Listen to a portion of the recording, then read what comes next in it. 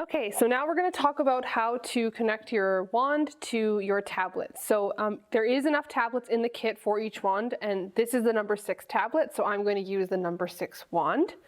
And these tablets have a case on them that you can roll up so that it stands up like this to make it easier to play. So to get started with the tablet, there's just a power button on the side here, and you just have to swipe up. And you'll be taken to the main page. The app that we use for the coding wands is this orange Kano code app, so we're just going to tap on that. Okay, so once you get to the main page of the app, you will want to make a login. It works best if you start right from scratch if you're a new user, because then none of the challenges have been started, so you can kind of learn as you go. So because we don't already have a login, we're just going to use this little sign up link down here.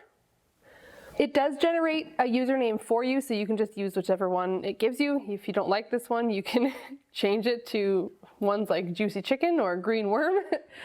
So once you've got one chosen, you can tap Continue. And then you're going to make up a password for this.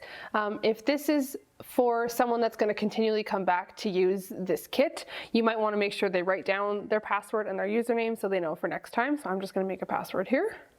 Okay, so at this stage, you do have to enter a parent's email address. The likelihood is if you're doing this program with kids, their parent has probably already kind of signed off on whatever you guys are doing for the program.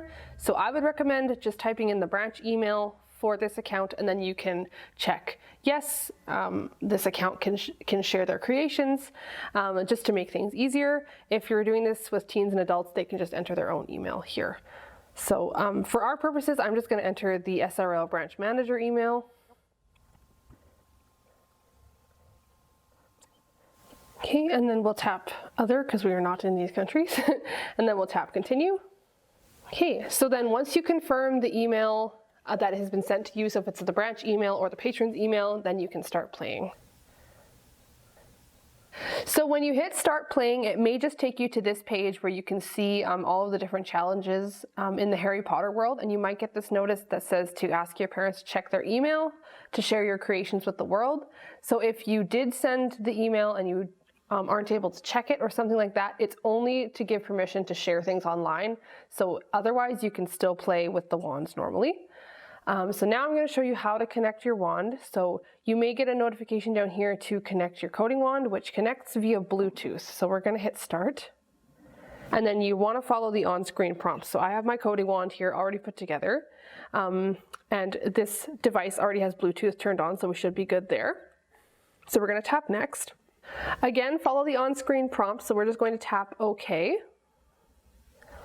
And it wants us to make sure that the blue light is flashing on our wand, which it is right here at the very bottom.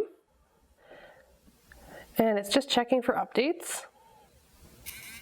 So when you feel the wand vibrate in the handle, that means it's connected and it's ready to go. So we're going to tap where it says Diagon Alley, and we are ready to start using the wand.